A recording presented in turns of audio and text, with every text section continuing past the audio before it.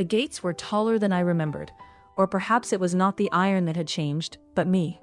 They rose above me in black spears, tangled in ivy and pale moss, the manor of Blood Island half hidden beyond them in drifting sea mist and dark cedar trees.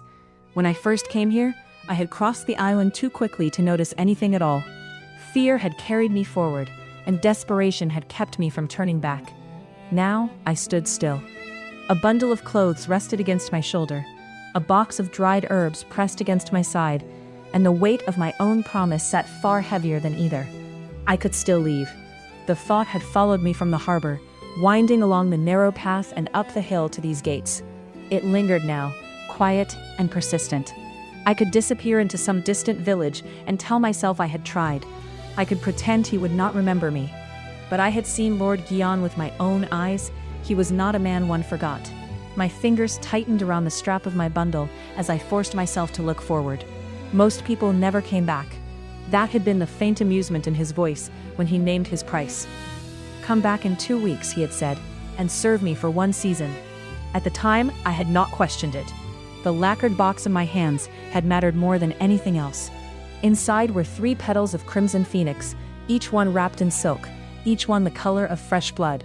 One petal broke my brother's fever before dawn. The second drew the poison from his veins. By the 3rd day, he woke and asked for food, as though he had only slept. For that alone, I should have returned without hesitation. Instead, I stood at the gates, with my heart beating too fast. When my brother first fell ill, I had not thought of vampires. I had thought of healers, temple remedies, bitter herbs, and prayer. He had gone into the hills for kindling, and returned pale and shaking, with 2 dark punctures at his ankle, and a thin blackness spreading beneath his skin. "A spider witch," one of the old women whispered, already stepping away. My grandparents said nothing. My brother burned hotter by the hour. The physician tried what he could, bitter broths, bleeding, crushed pearls, but nothing slowed the poison. It was my grandmother who spoke the rumor aloud. "They say there is a flower on Blood Island," she said. "A red flower that cures what should not be cured." Everyone knew of Blood Island, a jagged shape in the sea, wrapped in fog. Fishermen avoided it. Mothers used it to frighten their children. Some called its master a devil. Others called him something worse. I had not cared what he was called. Not once my brother began coughing blood. I left before sunrise the next morning, selling the last of our silver and my mother's jade ring for passage. The boatman who took me there watched me as though I were already dead. He said as the island rose from the fog, "I am not looking for welcome," I told him. At the time, I thought desperation was the worst thing I carried. Now I knew better. Guilt was worse. The sea wind brushed my hair across my face. The island smelled of damp earth and cedar, and something sweet beneath it. Flowers. The crimson phoenix must be blooming again. That scent alone pulled the memory back. The manor had not been what I expected. It was not ruined or monstrous. It was old, severe, and strangely beautiful. Its dark wood and black stone, softened by terraced gardens that spilled down toward the sea. The beauty unsettled me more than anything else. It made the danger harder to see. When I was brought before Lord Gyeon, I nearly forgot how to speak. He sat by an open window, one hand resting against his cheek, as though the world bored him. He looked young at a glance, but there was nothing young in his gaze. It was too still, too precise. "My lord," I said, forcing the words out, "I came to beg for Crimson Phoenix. My brother has been bitten by a spider witch." "Then your brother should not have wandered where spider witches live." His voice was smooth, faintly amused, and entirely unmoved. "He is 14, I said, "and foolish." That earned me a flicker of interest. I rushed the rest, fumbling with the pouch at my belt. "I brought money, jewelry, not enough I know, but I can work. I know herbs. I can prepare, clean, keep records, whatever is required. Please." He let me speak until I ran out of breath. Then he asked, "Do you know what Crimson Phoenix costs?" "No. Neither do most men at court," he said. "Why should I give it to you?" "Because I love him, because he is all I have left." The words stayed in my chest. "Because I asked," I said instead. That was when he smiled. It did not make him kinder, it made him sharper. "You are either brave," he said, "or too frightened to know when to bow." "I have not slept in 3 days," I answered. "I may be both." He sent for the box as though the matter were already decided. "Take this. Brew 1 petal at a time. If he survives, return in 2 weeks and serve me through the spring bloom. That is all? For now. And if I do not return? His gaze lingered. Most do not. There had been no threat in his voice. That had been worse. I find guilt more reliable than chains, he added. It devours those who break their word eventually. Then he dismissed me, as though I no longer mattered, but he had not forgotten. Of that I was certain now. I stepped forward to knock. The gates opened before I touched them. They parted inward with a deep groan, revealing a long stone path and 2 silent guards waiting within. One inclined his head toward the manor. So I had been expected. The gates closed behind me, with a heavy finality. I told myself I was not a prisoner. The path wound through gardens washed in pale gold light. Crimson phoenix bloomed in careful rows, their petals curled like flames, bright enough to seem lit from within. Dew clung to them, catching the light as I passed. I slowed without meaning to. So much beauty, carefully tended under something dangerous. Inside, the manor felt cooler, dimmer, touched by cedar and something faintly sweet. The silence was not empty. It watched. The guards led me down a long corridor, veiled in gauze. At the end stood a partially open door. Inside, one said. I adjusted my bundle and stepped through. The room was dim. At first I thought the dark stain on the floor was spilled wine. Then I smelled it. Blood. My breath caught. My bundle slipped from my shoulder. A man knelt in the shadows, shaking, while another figure bent over him. Then that figure straightened. Lord Gyeon turned toward me with blood on his mouth. Everything stilled. A single drop slid from his lip. His eyes met mine, brighter than before, sharpened by something inhuman. He looked beautiful. The thought came uninvited. The next thought followed just as quickly. Run. I did neither. Behind him, the kneeling man sagged, still breathing. A servant appeared, lifting him away without meeting his master's gaze. Lord Gyeon wiped his mouth and looked at me again. This time, there was something like surprise. You came back. His voice was calm, as though nothing were out of place. You told me to, I said, and so I did. His gaze dropped briefly to my belongings. Interesting. Then he stepped closer. Only one step. It was enough to change the air. Most people run, he said.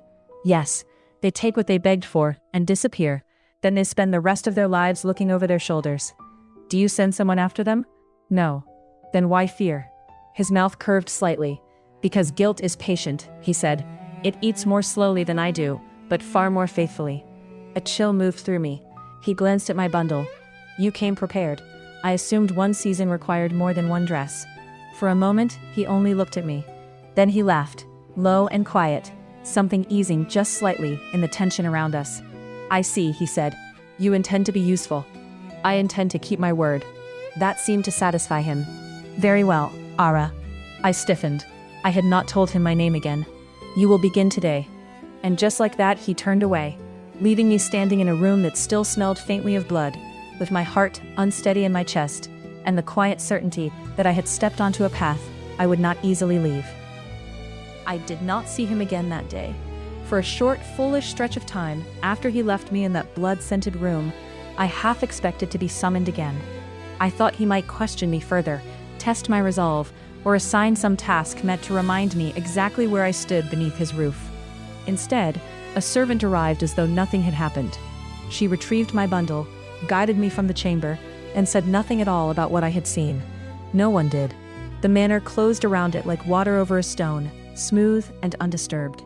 I was led through a different corridor this time, one that opened onto the eastern terraces, where the gardens stepped down the hillside in careful tiers. The air there was warmer, filled with sunlight, and the scent I had noticed beyond the gates, sweet, heavy, and edged faintly with something metallic. Crimson phoenix. In full daylight, the flowers were almost overwhelming. Rows of scarlet blooms stretched across the terraces, their petals curled like flames, their colors so vivid they seemed lit from within.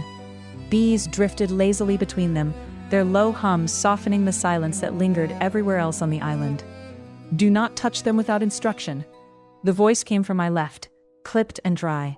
I turned to find a man standing between 2 rows of younger plants, his sleeves tied neatly back, his hands stained faintly green. He was older, his hair threaded with gray, his expression lined but steady. His gaze settled on me with the quiet sharpness of someone who had spent years watching things live and die. You are the one who returned, he said. Yes. He looked me over once briefly, as though measuring not who I was, but what I might be worth. That seemed enough. I am Master Han, he said. If you intend to work here, you will listen when I speak. And you will not improvise unless you enjoy killing rare things. I do not. Good. Most people who kill them say the same. He gestured toward the terraces. You will begin with the lower beds. Soil turning, weed removal, irrigation channels. You will not approach the Crimson Phoenix until I permit it. You will not harvest anything. You will not water anything unless instructed. His gaze narrowed slightly. And you will not decide that something looks dry and act on your own sense of mercy. Mercy kills more plants than neglect. I understand. Do you? Yes. He held my gaze a moment longer, then nodded once. We will see. That was how my service began. The work itself was familiar. I had spent years tending my grandparents' small garden, learning patience through stubborn soil and fragile roots. The scale here was different, larger, more precise, but the rhythm was the same. Turn the earth, remove what should not grow, leave what must. By midday, my hands were dirty, my sleeves damp with sweat, and my thoughts quieter than they had been in weeks. No one spoke of the chamber. No one spoke of Lord Gyeon. If not for the memory of blood, I might have convinced myself I imagined it. I was kneeling beside an irrigation channel, guiding water between rows of low herbs, when I felt it. Not a sound, not a shadow, a shift. The air became aware. I did not look up immediately. I pressed the soil into place, adjusted the small stone guiding the water's flow, and only then lifted my head. He stood at the top of the terrace. Lord Gyeon had not announced himself. He never seemed to. He wore different robes now, clean, layered more deliberately. There was no trace of blood on him. If not for memory, I might have believed him untouched by anything unpleasant at all. He was watching me, not openly, not in a way others would notice, but with that same stillness I remembered, as though he existed just slightly outside the world, choosing when to step into it. I lowered my gaze at once and returned to my work. It was not my place to stare. Still, I could feel him there, a presence that did not need to move to be known. Master Han gave no sign he noticed. He moved along the rows, inspecting leaves, issuing brief corrections, never once glancing upward. So I worked. It was easier to focus on soil and roots than to think of the man I had seen mewing that morning, or the way blood had been cleaned away, as though it were nothing at all. You have done this before. His voice came from much closer than I expected. I startled, my hands slipping in the damp soil before I caught myself. When I looked up, he stood only a few paces away, the terrace casting a thin shadow across part of his face. Yes, I said, at home. What did you grow? Herbs, for cooking and medicine. He crouched beside me, unhurried, as though time had no claim on him. That one, he said, nodding toward a plant I had just cleared, is easy to kill. I noticed, its roots are shallow. And yet you did not pull it. I brushed dirt from my fingers. Master Han told me not to touch anything without instruction. A faint curve touched his mouth. And you listened. I intend to remain here longer than a day, I said, before I could stop myself. His gaze sharpened slightly. Do you? Yes. Something shifted in his expression, though I could not name it. Most do not stay long enough to learn the difference between weeds and medicine, he said. I am not most people. The words slipped out too easily. Heat rose to my face, and I lowered my gaze at once. For a moment I thought I had overstepped. Then he laughed. Soft, low, not kind, but not cruel either. No, he said, you are not. He reached out, brushing his fingers lightly over the plant beside us. It did not tremble beneath his touch. If anything, it seemed to settle. Be careful with this one, he said. Too much water, and it rots. Too little, and it dries from the root. It prefers balance. I wonder if you will. He rose in one smooth motion, and moved along the terrace, pausing now and then to inspect a plant, or murmur something to Master Han. But each time, however briefly, his attention returned to me. By the time the sun lowered, and shadows stretched across the garden, I was acutely aware of it. Of him. When Master Han dismissed me, I stood on stiff legs, and brushed the dirt from my hands. My back ached, and my hair clung damply to my neck. A servant appeared, and guided me back toward the manor. I expected to be shown to a narrow room, and left to wash and sleep. Instead, she stopped outside a quieter corridor, and turned to me. My lady, she said, I am not. Lord Gyeon has requested your presence, she continued, as though I had not spoken, for the evening meal. I stared at her. The evening meal? Yes. I do not think. She opened the door. It is not a request. Of course it was not. I swallowed my protest and stepped inside. The room was smaller than the hall where I first met him, but no less refined. A low table had been set near an open window, evening light spilling across the wood in warm amber tones. And on the table, food. Real food. Rice, still steaming, grilled fish glazed in dark sauce, pickled vegetables arranged with care, clear broth carrying the clean scent of scallion. For a moment, I simply stared. I had not expected this. Sit. I turned too quickly. He was already there. I had not heard him enter. Lord Gyeon stood near the window, one hand resting lightly against the frame as he looked out over the darkening gardens. He had changed again. His robes were lighter now, though no less dark, and the fading light traced the sharp line of his profile. I sat carefully across from him. I did not realize, I began, then stopped. That I would eat, he said. Yes. He crossed the room and sat, unhurried as always. Then he reached for the rice, and took a bite. I stared. He ate slowly, deliberately, as though the act meant something. You look disappointed, he said. I am surprised. By what? I gestured faintly toward the table. I thought you, and I feed only on blood? His mouth curved slightly. Yes. He regarded me for a moment. Do you believe everything you hear? No, I said, but I have eyes. As do I, he said, and yet we both misinterpret what we see. I do not understand. That is unfortunate, he said lightly, and took another bite. I watched him. The movement was so natural, so human. If I had not seen him that morning, if I had not smelled the blood, I might have believed it entirely. You are lying, I said. His brow lifted slightly. Am I? Yes. And why is that? I folded my hands in my lap. You are too calm, as though you expect me to question it. A pause, then a quiet laugh. You are observant, he said. Then I am correct? No, he said smoothly. You are merely entertaining. I narrowed my eyes, but said nothing more. If he wished to speak in riddles, I would not follow blindly. Still, I could not stop watching him. And beneath the unease, beneath the confusion, beneath the sharp awareness that I sat alone with something I did not understand, something else stirred. Quiet, dangerous, and far more difficult to ignore. It became a habit, before I realized it had become one. Mornings in the gardens, the steady rhythm of work beneath the sun. Master Han's curt instructions, his rare corrections, the scent of damp soil and crushed leaves clinging to my hands. And then, as evening approached, the shift. A servant at the door, a summons to dine. At first, I went because I had no choice. By the third night, I found myself listening for footsteps. By the fifth, I measured the day against the expectation of evening. By the seventh, the expectation itself had become something I did not trust. I told myself it meant nothing. I told myself I was a fool for noticing. The meals followed a pattern. The table would be set, he would appear without sound and take his place across from me, speaking only when it pleased him. Sometimes he asked about the gardens, sometimes about the herbs my grandmother trusted, sometimes about things so ordinary I did not know how to answer them at first. What the air smelled like in my village after rain, what gossip sounded like when people thought no one important was listening. The questions were always simple. That was what made them difficult. No one with power had ever asked me such things before. In return, he gave almost nothing of himself.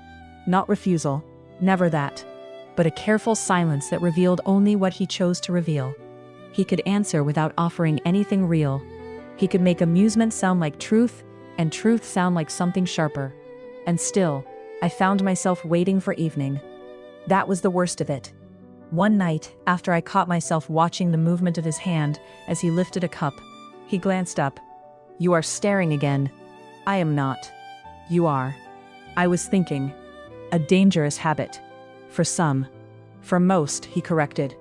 I lowered my gaze quickly, hiding the smile that rose before I could stop it. The lamplight reflected softly across the table between us. Outside, the sky had deepened to indigo, and the scent of crimson phoenix drifted through the open window. We had fallen into something that resembled ease, not safety, never that, but familiarity.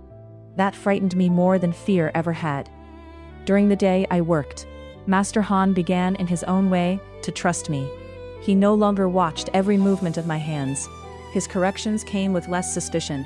He He allowed me to move between the lower terraces without constant oversight, and when I made a mistake, he pointed it out before I could repeat it. I learned the gardens by instinct, which plants browned if handled too roughly, which wilted if disturbed too often, which preferred shade, and which drank sunlight greedily. He still kept me from the crimson phoenix itself, just enough that I understood proximity was a privilege, not a right. The first harvest came quickly. 1 week, the blossoms had only begun to open. The next, the hillside burned red. I had assumed he would remain inside during the brightest hours of the day. There was a stillness to the manor at noon that felt deliberate, as though the house itself held its breath when the sun was highest. That was why Master Han stopped so abruptly one afternoon. I followed his gaze upward. Lord Gyeon was descending the terrace in full daylight. The sun struck the stone paths pale and sharp. Light touched his shoulders, his hair. He did not recoil from it, but there was something unusual enough in the sight that even Master Han stared for a moment. "I have not seen him out at high noon in years," he muttered. Then, as though regretting the words, he bent back to his work. Lord Gyeon stepped onto the central terrace, his gaze moving across the workers, the baskets, the rows of flame-bright flowers. Then his eyes found me. The realization came so suddenly I nearly dropped the knife in my hand. I lowered my gaze at once, forcing my attention back to the stem I had been cutting. My fingers had gone clumsy. I had to steady my breath before I could make a clean cut. "My lord," Master Han said. "How goes the harvest?" Gyeon asked. "Well, the lower beds opened cleanly. If the weather holds, we will finish before dusk." "And the losses?" "Minimal." Gyeon nodded, then let his gaze drift again. "And her?" My pulse faltered. Master Han glanced at me. "She lends quickly," he said. "Faster than most." Praise from him was rare enough to leave me momentarily breathless. Gyeon's gaze lingered on my hands. "Does she?" "I do," Master Han replied dryly. "She listens. That alone places her above half the people who have worked these gardens." I lowered my head, though warmth had already risen to my face. Gyeon stepped closer. "You are cutting too high," he said. I looked up before I could stop myself. "I am?" He crouched beside me, his robe brushing the path. In full daylight, with the scent of flowers heavy between us, he looked too composed to belong to anything ordinary. He reached toward the stem in my hand, his fingers closing lightly just below mine. "Cool, even in the heat." "Here," he said, guiding the blade lower. "If you leave too much, the plant wastes strength." "I see." "Do you?" "I will," I said, and his brow lifted slightly, as though he heard the answer I had not meant to give. When he stood, the space beside me felt abruptly empty. He did not stay long. He walked the terraces with Master Han, asking about storage and drying times. But I noticed, despite myself, that his attention returned to me more often than necessary. It was Master Han who spoke later. "You may stop looking after him now," he said. I was not. "No," he snorted softly. "Then perhaps the flowers have begun to look back." The first harvest was completed within 3 days. Crates were packed with care, sealed as though they held something far more fragile than flowers. On the morning he left, the manor stirred before dawn. Servants moved more quickly, though still in silence. I stood at the edge of the front court, watching the final crate loaded into a lacquered carriage. The sky was pale, the sea beyond the walls blurred with mist. He appeared dressed for travel, composed as always. For one brief, foolish moment, I thought he might look for me. He did not. Master Han gave his report. A steward confirmed the inventory. A guard opened the carriage. Gyeon listened, nodded, answered briefly. Then he stepped inside. The gates opened, then closed, and he was gone. The summer that followed taught me the shape of quiet. At first, I thought I would feel relief. The manor was lighter without him. I had not realized how much the household arranged itself around his presence until it was gone. Servants spoke more freely. Footsteps were less careful. Doors no longer opened as though something slept beneath the walls. Even Master Han changed. Not dramatically, but enough. He spoke more, corrected less harshly. Once, after I sorted a tray of cuttings correctly without instruction, he grunted and said, "You have better eyes than half the people who claim training." From him, it might as well have been praise. The days settled into a gentler rhythm. We worked in the mornings. Without the urgency of harvest, the pace slowed. I learned the soil by scent alone, the way bees moved before rain, the subtle differences between plants that looked nearly identical.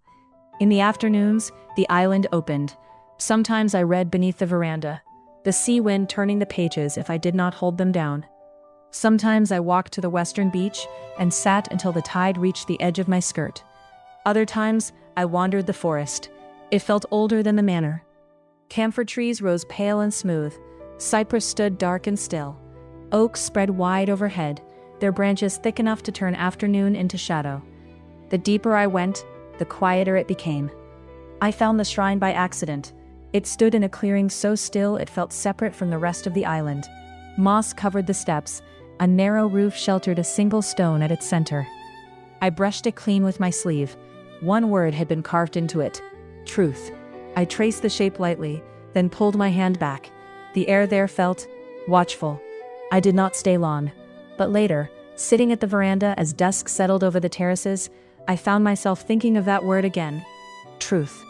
I did not know whether it was a warning or a promise. Summer deepened, and the evenings began to betray me. That was when I missed him. Not in the gardens, not by the sea, not in the forest. In the evenings, when the house quieted, when the lamps were lit, no servant knocked, no voice called my name across a table set for two. I had not realized how deeply those dinners had woven themselves into my days until they were gone. By the time the heat began to soften, I understood what I had been refusing to name. I missed him. Not the stories, not the danger, not even the man with blood on his mouth in that first room. I missed his voice, the stillness of him, the way the air changed when he entered it. That realization should have shamed me. Instead, it hollowed me. When word came that he would return for the second harvest, the knowledge moved through me like sudden heat. I should have been wary. I should have remembered everything that separated us. Instead, I began counting the days, and when the sound of carriage wheels finally reached the front court, I knew, before I saw him, that nothing had faded. The summer had only given it time to grow. I knew he had returned before anyone told me. It was not a sound or a sight I could name, but a shift, subtle and certain, as though the island itself had drawn a breath it had been holding too long.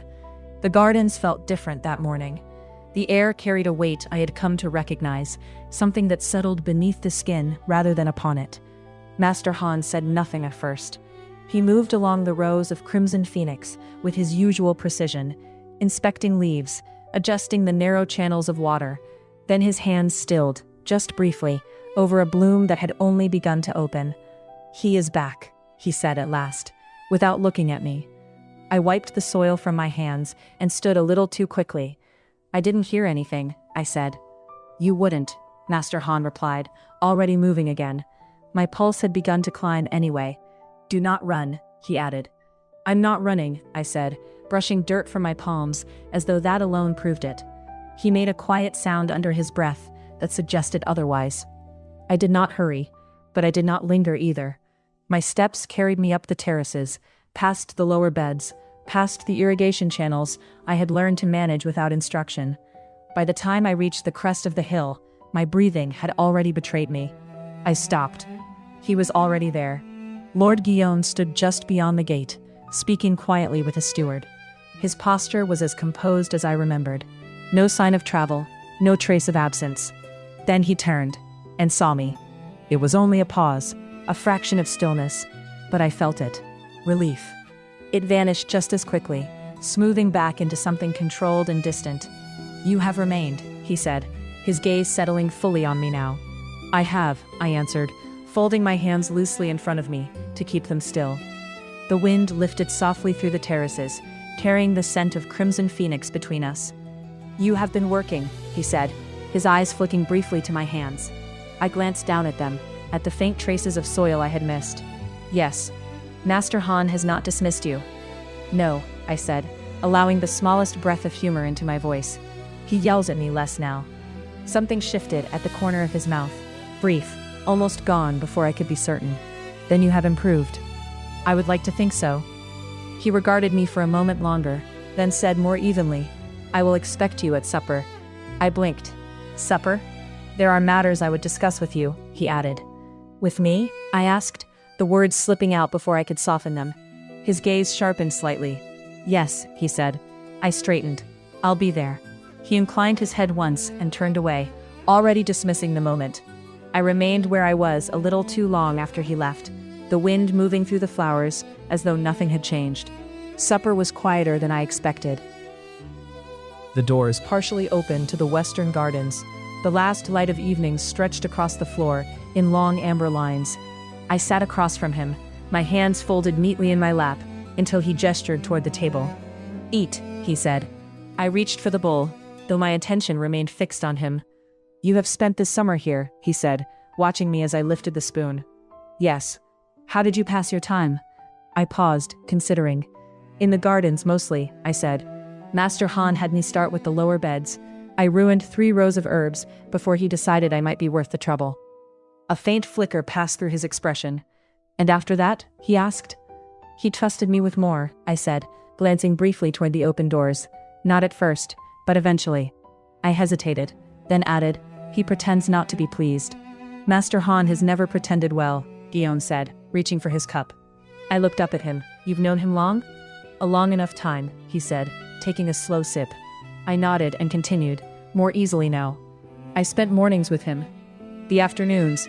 I traced the edge of the bowl lightly with my fingers. "There's a stretch of beach past the lower grove. I went there often." "And did you find it suitable?" he asked. "For what?" I said, glancing up again. "For passing your time." "Yes," I said after a moment. "It's quiet. The water is colder than I expected." "The currents shift there," he replied. I noticed. A small pause settled between us. "And the forest?" he asked, setting his cup down. I blinked, surprised. "You know about it?" "I know what lies on my island," he said. "There are trees there I've never seen before," I said, leaning forward slightly before catching myself. "Older than anything near the house. And there's a shrine." He went still. "A small one," I added, lowering my voice. "With a stone." I hesitated. "It says, truth." The silence that followed pressed in, quiet and deliberate. I lowered my gaze. "I didn't touch it." "Good," he said, "nothing more." I looked up again, but whatever had crossed his mind had already been set aside. Instead, he reached beside him and lifted something from the table. "I brought this for you," he said. I blinked. "A hairpin?" "Yes." He set it in front of me, not quite meeting my eyes. "All members of the household receive something upon my return," he added. "It is customary." "Of course," I said, though my voice softened despite myself. I picked it up carefully, turning it slightly in the light. "It's beautiful." Later, Master Han confirmed it. "He brought you something," he said, not looking up from the robe he was folding. "Yes." "A hairpin," he added. "Yes." He grunted. "He brought me this," he said, lifting the silk. "You've worked here a long time," I said. "I have remained," he corrected. I paused. There was a difference. I understood it. The days that followed were quieter. He did not summon me often. But when he walked the terraces, I felt it before I saw him, the same subtle shift in the air. One evening, as I worked along the upper rows, he stopped beside me without warning. "You handle them differently now," he said. I glanced up. "Master Han says I no longer treat them like they might break." "And do they?" he asked. I brushed my fingers lightly along a petal. "No," I said, "but they feel as though they might." "They are not fragile," he said, watching my hand. "Only particular." "They're precious," I replied. His gaze shifted to my face. "Yes," he said quietly, "they are." We walked together along the upper terraces, the scent of the flowers stronger in the cooling air. "You asked about their origin," he said after a moment. I did. "There was a woman," he began. I stayed silent. "I was not always what I am now," he said. "I worked as a physician." The wind moved softly through the rows. "She fell ill," he continued, slowly, then all at once. "You tried to treat her," I said. "I used everything I knew," he replied. "It was not enough." He reached toward a bloom, stopping just short of touching it. "Vampire blood heals," he said, "in small amounts, but taken directly," he paused. "It does not remain gentle." "You didn't want to turn her," I said quietly. "No." "So you created this instead?" "Yes." I watched his hand. "It took a year," he said. "Many failures." "And this survived?" I asked. "Yes." "You gave it to her?" "I made it into a tea," he said, "and gave it to her." "And it worked?" "Yes." "And then?" I asked, my voice softer now. "She recovered," he said, "and returned to her life." A pause. "She married." I swallowed. "She didn't see you the same way," I said. "No." "She saw something above her." "Yes." "And you didn't want that." "No." His answer came without hesitation. "There are differences that cannot be bridged," he said. I looked at him. "You're alone," I said, He met my gaze. For a moment, neither of us moved. Yes, he said. After that, something shifted. Not visibly, not in a way anyone else would notice. But the distance between us no longer felt fixed.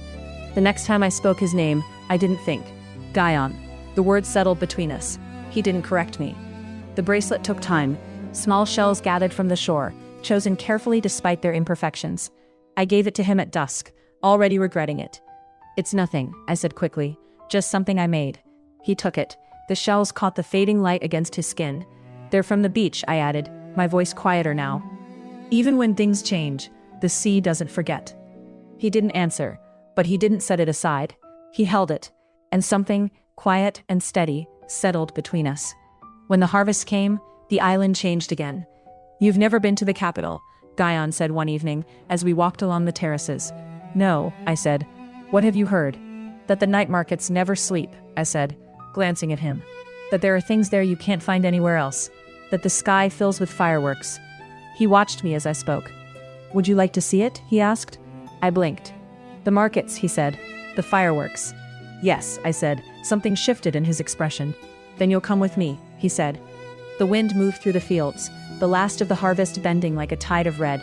I allowed myself to imagine something beyond the island. I didn't know then how little of it would come to pass.